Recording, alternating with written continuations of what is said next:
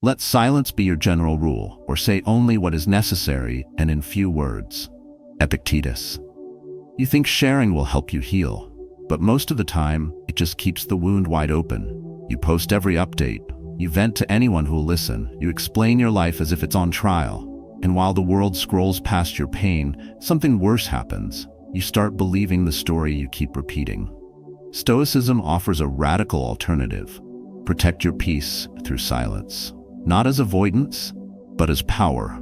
Because the less you explain, the more you command. And when your words are few, they carry weight. This video isn't about repressing emotions. It's about reclaiming your emotional energy by stopping the oversharing that quietly drains you. You'll discover 10 Stoic lessons that show how silence strengthens discipline, protects your self-worth, and builds quiet confidence. If you've ever felt exposed after opening up to the wrong person, if you've ever regretted giving too much away too soon, you're not alone. The solution isn't to harden, but to become wise. In the next few minutes, you'll learn how to stop narrating your chaos and start rebuilding from calm. You'll speak less, but live louder. Like the video and subscribe now to train your emotional control, protect your energy, and live aligned with your inner truth. Because sometimes the most powerful thing you can say is nothing. 1. You speak badly about yourself, and the world takes note. You walk into a room, smile politely, and before 10 minutes pass, you've already told someone you're bad at relationships, terrible at staying focused, and never finish anything you start. You laugh while saying it, almost like it's a joke, but your mind is listening. The people around you are listening. And what you just did, without knowing, is carve another notch into your identity, one that says, "This is who I am, broken and small." The more often you say it, the more permanent it becomes. Not because it's true, but because repetition makes it feel real. Most people don't realize how much damage they do with casual words. They think a little self-deprecation is harmless. But every time you say you're a mess, a failure, not enough, you're reinforcing a self-image that limits your choices, weakens your discipline, and slowly convinces others to agree. Language, when used without care, becomes a weapon aimed at the self. It doesn't need to be loud to be destructive. Quiet repetition does the job just fine. The Stoics treated words as tools, not decoration. They understood that speaking isn't neutral. It either strengthens you or drains you. Epictetus once asked, "If people speak badly of you and it's true, correct yourself. If it's false, ignore them." But what if the one speaking badly is you? That's not false judgment from others, it's a slow erosion from within. Stoic thinking urges restraint for this very reason. What you repeat, you believe, and what you believe, you become. Think of your words like seeds. If every day you plant, "I'm not good at this," or "I always fail," you're growing weeds in a garden meant for strength. And those thoughts don't just stay inside. They leak into how you carry yourself, how others treat you, how opportunities respond to your presence. What you say about yourself is an instruction to the world and to your future. In that sense, silence is more than avoidance. It's protection. It's choosing not to build your identity with bricks of weakness. It's deciding to speak only when your words align with your highest self, not your wounded self. And when words must be spoken, to make them serve clarity, not complaint. This doesn't mean pretending everything is perfect. It means not rehearsing your failures like a broken record. It means not introducing yourself to life as the one who can't get it together. Your thoughts may still try to sabotage you. That's normal. But what you say aloud, that's where your discipline begins. That's where you draw the line. You don't have to perform positivity, but you do have to stop scripting your downfall. The mind believes what it hears often enough. So give it something worth believing. "I'm learning" carries strength. "I've struggled, but I'm working on it" builds character. "I fail, but I don't quit" carries momentum. The shift starts small. Catch the moment when you're about to joke at your own expense. Pause before calling yourself a disaster. Refuse to be your own heckler. When someone says you've always been like this, you don't need to argue. Just respond, out loud or inside, with, "That was then, I'm not staying there." Because you're not here to live in the echo of old versions of yourself. You're here to rebuild. Not loudly, not desperately, but with quiet confidence, with intention, with fewer words and a stronger presence. And if you must speak, speak like someone who respects themselves. Speak like someone building a life worth inhabiting. Speak like someone who finally understands that every word either sharpens your edge or dulls your soul. 2. Shut your mouth and let your actions speak. The louder the promise, the emptier it tends to be. You've seen it. People announcing their next big change, swearing this time it's different. New routines, new mindsets, new habits. But a few weeks later, nothing sticks. The old patterns return, and the grand declaration fades into just another echo of a future that never came. Words feel productive, but without action, they're just emotional sugar, quick to satisfy, useless for growth. Talking is easy. It gives the illusion of progress. You feel good saying what you plan to do. Others nod, encourage you, and applaud your intention. But that applause becomes dangerous. It replaces discipline. It delays momentum. And eventually you become someone who performs transformation instead of embodying it. The Stoics would call this self-deception in disguise. They weren't interested in how well you could articulate your ideals. They were watching how you lived when no one was around to hear you talk about it. Speech without action is smoke, Marcus Aurelius might as well have said. And smoke doesn't build anything, it just clouds your vision. Every time you speak before you act, you risk weakening your resolve. You spend the energy meant for building on explaining, and explaining is often just a polished way to delay.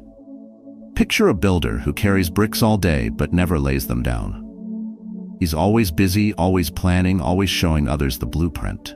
But the house never rises. That's what talking without doing becomes. You exhaust yourself with preparation, with explanation, with public intention, but the foundation remains untouched. Real change doesn't speak, it shows. It's quiet, it's uncomfortable, and it doesn't ask for witnesses. The Stoic understands this. He doesn't talk about self-control. He practices it. He doesn't say he's going to let go of anger. He meets the next provocation with silence. He doesn't perform virtue. He lives it even when no one's watching. Because for him, action is the measure. Not opinion, not admiration, not performance. Just quiet, repeated movement in the direction of strength. If you want to shift this, begin with restraint. When you feel the urge to tell someone about your next great plan, don't. Write it down instead. Let it take root in solitude. Give it space to grow away from validation. If it survives the silence, it's worth showing. Speak only after your action has become your habit. Until then, protect it. The world doesn't need another motivational monologue. It needs more people who lead with consistency. And when you do speak, speak from the place of embodiment, not ambition. A single quiet sentence from someone who lives what they say holds more weight than 100 loud intentions.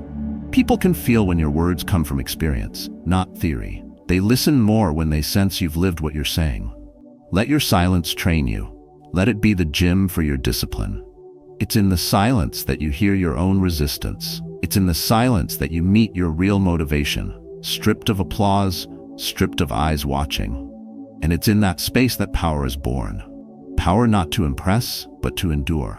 To stay consistent, long after others stop watching. To follow through without needing permission. So, when the voice rises in your head saying, "Tell them what you're going to do," pause, breathe.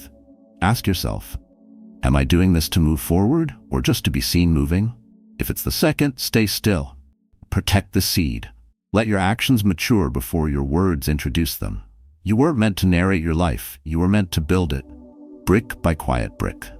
Alone if necessary. Because in the end, no one remembers what you promised. They remember what you became. 3. Your change doesn't need an audience. Real transformation happens in the shadows. It doesn't crave praise, doesn't post milestones, and certainly doesn't wait for permission. Like roots growing under stone, its strength comes from silence and pressure. But today, people announce their healing as if applause is part of the process. They want credit for trying. They need others to see the attempt, even if it fails. And that need alone reveals the problem. When your growth depends on visibility, it's no longer transformation. It's a theater. The gym selfie, the journaling post, the day one announcement of a new mindset, all of it feeds ego, not discipline. You may start with good intentions, but the moment your progress demands recognition, your focus shifts. Now you're performing change, not becoming it. And what's performed is always weaker than what's endured. The Stoics didn't need an audience. They believed virtue was its own reward. That strength lived in the unseen moments. When you wake early and no one knows, when you resist temptation and no one thanks you, when you build self-control without documenting it. Marcus Aurelius reminded himself daily that applause is nothing but noise, and if it tempts you, it owns you. When you begin doing things so people can see you doing them, you've already lost the battle for the self. Imagine a blacksmith forging a blade. The process is violent, fire, hammer, grit, but it's hidden in the forge. No one sees it, no one cheers, and yet the weapon sharpens all the same. Change is no different. The audience doesn't strengthen your steel, the fire does, and the silence it demands is part of your growth. If you want your life to shift, stop explaining your intentions. Stop updating people before the habit is even real. Don't post about the book you're reading. Finish it. Don't tell the world you're cutting out distractions. Cut them. Let them wonder where you've gone. Let them feel your absence before they hear your update. Because mystery builds power. Noise dissolves it. This isn't about hiding in fear. It's about choosing integrity over attention. The ego seeks followers. The soul seeks alignment. One is addicted to response. The other is at peace in solitude. Ask yourself, are you sharing for accountability or applause? Are you trying to be consistent or trying to be admired for trying? The harsh truth is this: if your motivation collapses in silence, it was never real. If you need people to cheer you on to stay focused, your will isn't forged, it's borrowed. And borrowed strength always runs out. The Stoic builds something stronger, intrinsic drive, shaped by principle, not praise. From now on, let your silence be intentional. Let it guard your progress like a secret weapon. When people ask where you've been, just smile. When they ask what you're working on, just say, you'll see. Not as arrogance, but as discipline. Because change that's real doesn't need to shout. It just shows up differently one day, and everyone notices. Don't rob your future self of dignity by oversharing your unfinished becoming. Stay quiet, stay grounded, do the work in the darkness. Let your transformation speak in how you walk, not what you say. That's how strength is revealed, through stillness, not spectacle. Through practice, not performance. Through presence, not posts. And when it's done, if it ever is, say nothing. Let your life be the proof. Let your silence echo louder than their applause ever could. 4. Change the story you tell yourself. Before you change your life, you must confront the narrator in your mind, the voice that explains who you are, what you deserve, and what you can't do. That voice is not fact, it's habit. And for most people, that habit is toxic. It's the story that says, you always mess this up, or they won't understand you, or what's the point of trying again? It speaks softly, but it shapes everything. Your relationships, your work, your self-respect. And if you don't take control of it, it takes control of you. The Stoics understood the mind as the seat of power, not because of its intellect, but because of its interpretation. Epictetus taught that it's not events that disturb us, but our judgments about them. That means the story you attach to an event causes more pain than the event itself. A failed plan becomes, I'm a failure. A betrayal becomes, no one will ever love me again. That's not the truth. That's narrative. And narratives can be rewritten. Imagine walking through a dark tunnel. You stumble, hit a wall, or even fall.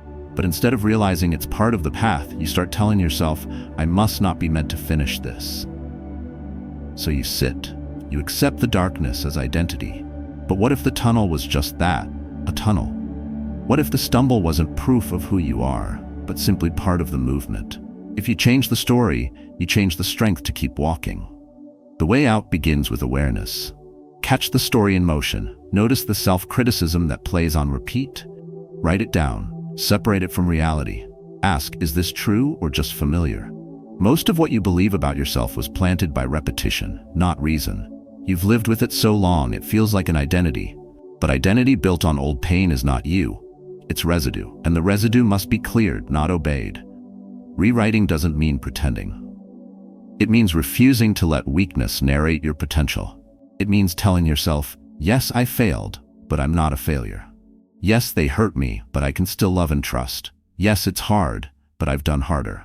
Stoic strength is not blind optimism. It's defiant clarity. It sees the obstacle, names it, and refuses to let it define the future. You don't need to shout this change. You don't even need to explain it. Just start living by the new story. Quietly, deliberately. Let your daily actions echo it.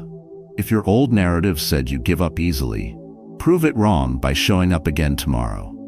If it said you're not worthy of respect, start by treating yourself with the kind of patience and discipline you'd give someone you admire. If it told you people will judge, let them. Let them think what they want. You're not writing their story. You're rewriting yours. Every morning, before you engage with the world, repeat this silently. I don't owe anyone the version of myself I've outgrown. That's the line that breaks the cycle. That's the sentence that reclaims power. Because when you control the narrative, you control the path. Not instantly, not perfectly, but permanently. Let your silence grow stronger than your self-doubt. Let your routine speak the new truth before your mouth does. Stop arguing with the past. Stop explaining your scars. Start walking forward with a mind that serves you, not sabotages you. And remember, you're not stuck. You're just stuck in a story. Change it, and everything else will follow. 5. Understand the power of every word. A word once spoken cannot be retrieved. It leaves your mouth and enters someone's mind, sometimes nesting there for years. That's why the Stoics warned against careless speech, not because silence is more poetic, but because words are irreversible tools. And when used without discipline, they damage not just others, but your own mind. You become a prisoner of your own explanations, your own confessions, your own need to be understood. Every time you explain your pain to someone who hasn't earned the right to hear it, you dilute its meaning. Every time you repeat your struggle out loud, you reinforce the identity of someone still struggling. Words build mental pathways. They don't just describe reality, they create it. If you constantly say, "I'm overwhelmed," you train your nervous system to expect exhaustion. If you casually joke that you always mess things up, your mind starts believing it. Your words are not harmless, they are blueprints. Spoken often enough, they become internal architecture. The Stoics understood that the mind follows speech.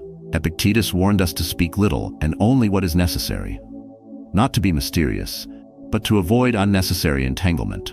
Each sentence you speak either strengthens your resolve or weakens it. Each explanation you offer either reinforces clarity or feeds emotional chaos. The world wants noise. It feeds on commentary, reaction, and confession. But you are not obligated to feed it with your peace. Imagine your voice as a drop of ink in water. Just one word, and the clarity of your presence can become clouded. That's why restraint isn't about being secretive. It's about protecting your energy from being wasted on what doesn't evolve you. Speaking is easy, but impact comes from silence backed by substance. Words spoken out of emotion are like arrows shot in panic, wild, directionless, and often damaging. But words spoken with stillness, chosen with intention, are like surgical strikes. They land with clarity and cut through the noise. You don't need to announce your growth. You don't need to prove you've changed. And you certainly don't need to narrate every detail of your personal evolution. What you say becomes what you believe. So speak as someone becoming stronger, not as someone stuck in the process. Speak as someone who's building, not someone still breaking. The fewer words you use, the more power they hold. This doesn't mean bottling up emotion. It means choosing when to speak, how to speak, and most importantly, why to speak. Ask yourself before every sentence, does this need to be said? Does it serve clarity, or does it feed confusion? Will it elevate my direction or entangle me in another loop of validation seeking? Start practicing this today. When someone asks how you're doing, don't default to your pain. Say, "I'm managing." That's enough. When you feel the urge to vent on social media, pause. Write it down in a private journal instead. Let your words be processed before they become permanent. When you feel misunderstood, remind yourself, being understood is a luxury, not a requirement. The deepest peace comes not from being explained, but from being anchored. You reclaim immense emotional energy when you stop explaining every feeling, every move, every choice. You begin to develop a calm presence, a quiet confidence that doesn't beg to be seen because it is built on truth, not performance. Your emotional independence grows when your words shrink to what truly matters. Speak less means more.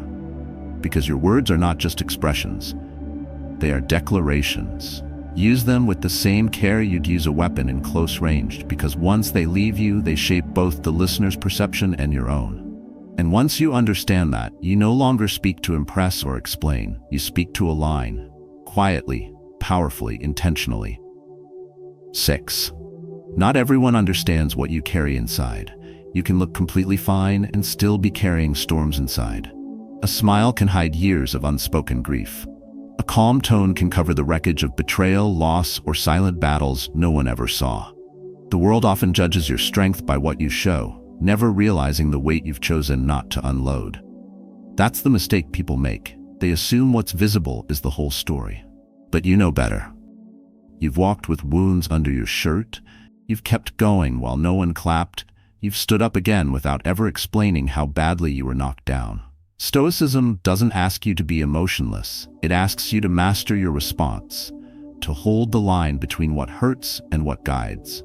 Epictetus said, "Don't explain your philosophy, embody it." And this is where most people fail. They want understanding from the outside to justify the chaos inside. But you don't owe anyone an explanation for how you survive your private wars. You don't need someone else to validate the storms you've weathered in silence. Silence in itself is proof of power. Trying to be understood is often just another trap.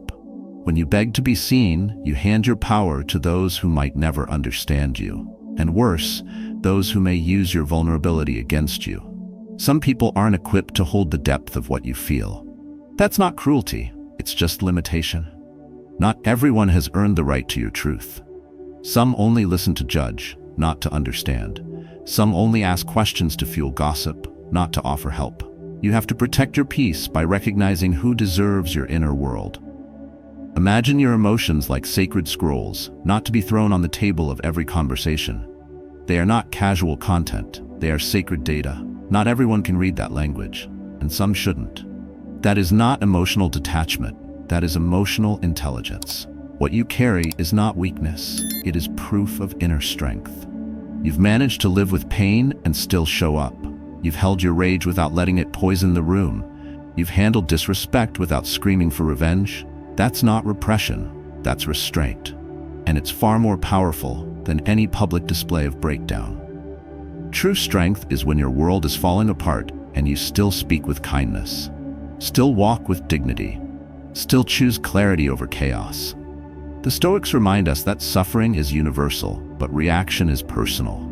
You can't stop life from hurting you, but you can stop others from defining you by that pain.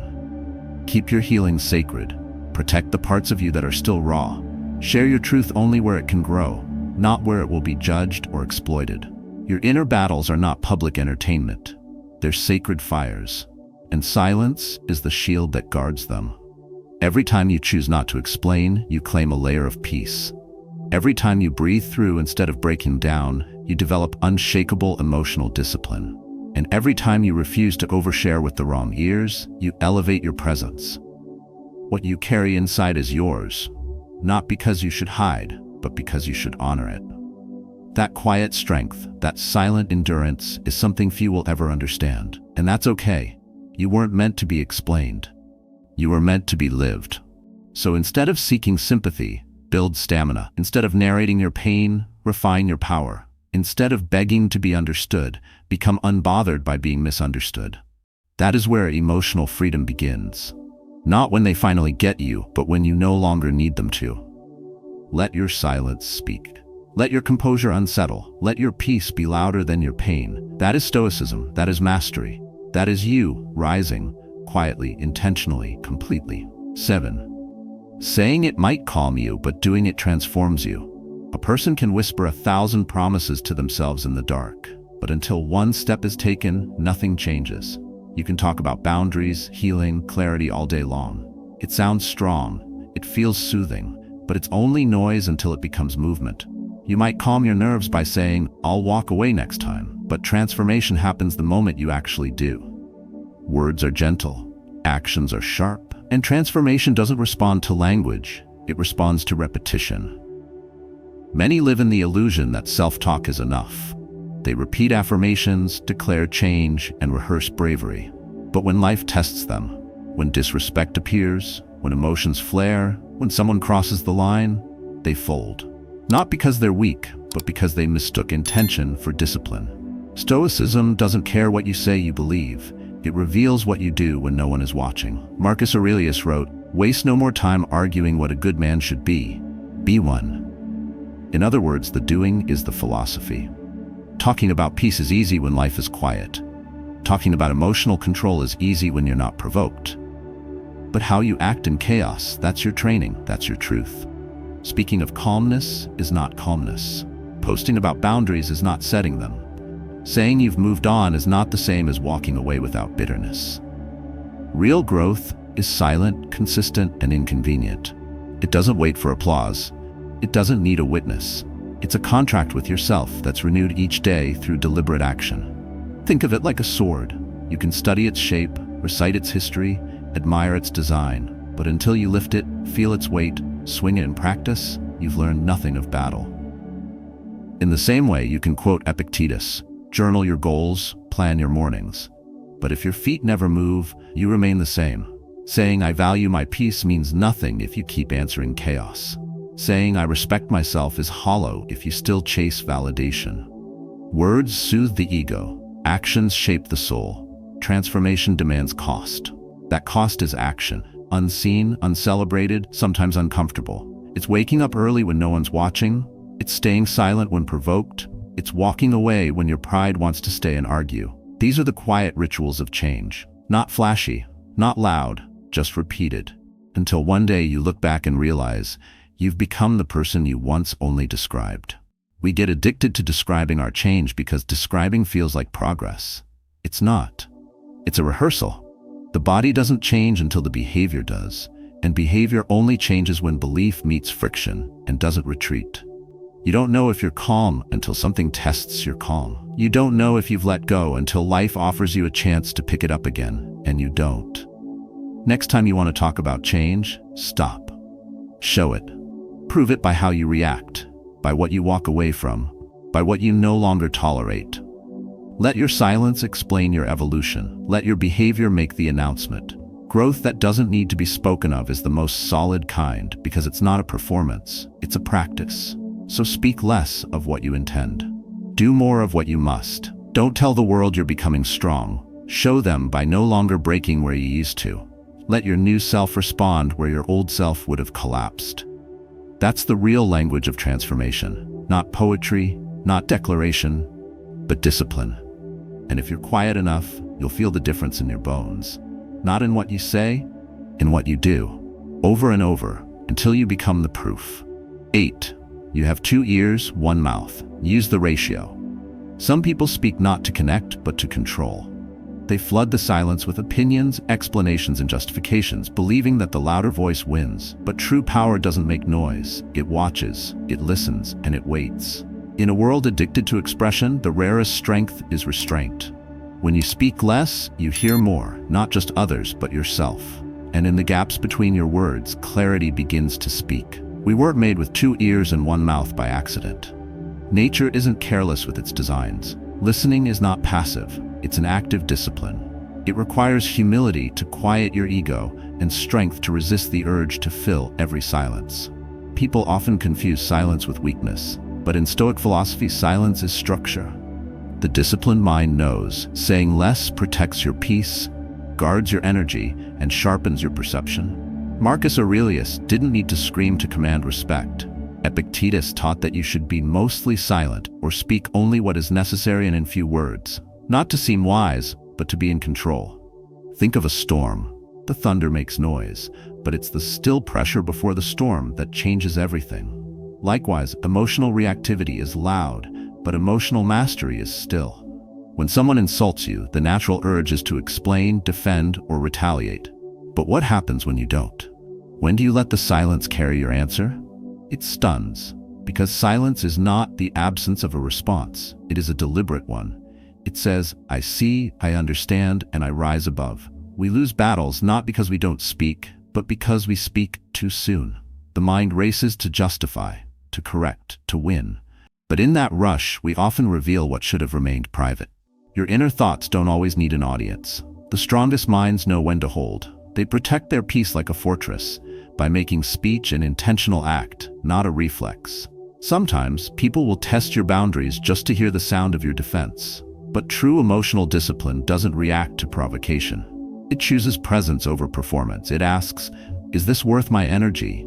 Is this aligned with my character? If not, it walks away, not in fear, but in power. Silence doesn't mean submission. It means you no longer place your dignity up for debate. You've stepped out of the emotional casino. You don't gamble your peace anymore.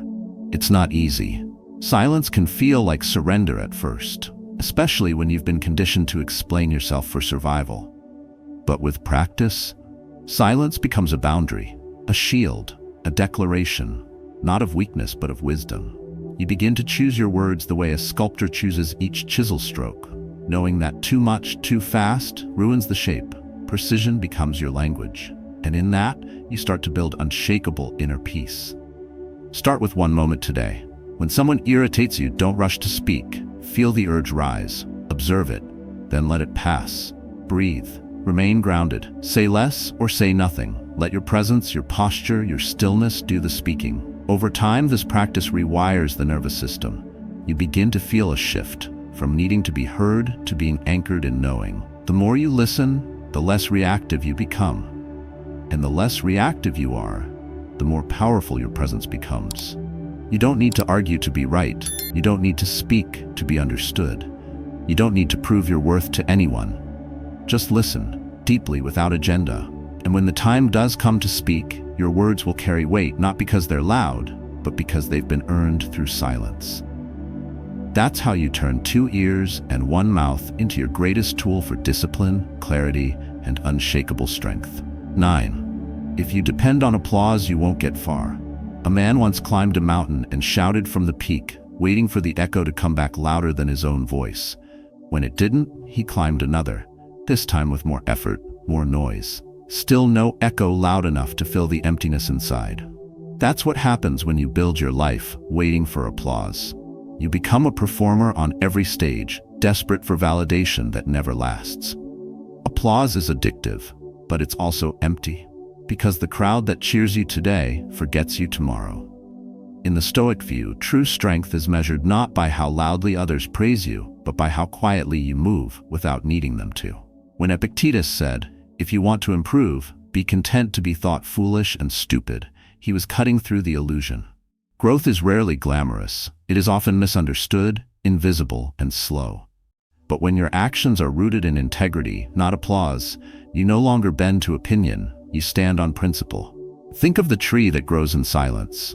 No spotlight, no claps, but every day it digs deeper. And when the storm comes, it doesn't collapse, it endures. You too must become like that, because depending on applause makes you fragile. It turns your energy outward. It makes you dance for attention rather than walk with purpose. You begin to ask, am I doing this because it's right or because I want to be seen doing it? That is a dangerous place to live, because the moment the applause fades, so does your sense of worth. When you build emotional discipline, you no longer crave the noise. You begin to value quiet progress, internal approval, self-respect over external recognition. This is the foundation of power that doesn't shake. The Stoics trained for this, to act with virtue regardless of how it was received. Marcus Aurelius ruled an empire yet wrote to himself as if no one was watching, because that's when truth speaks. In the absence of an audience, in the stillness of solitude, you will be misunderstood. You will go unseen. You will give your best, and some will not even notice. But if you're grounded, none of that matters, because applause is temporary, but character is permanent.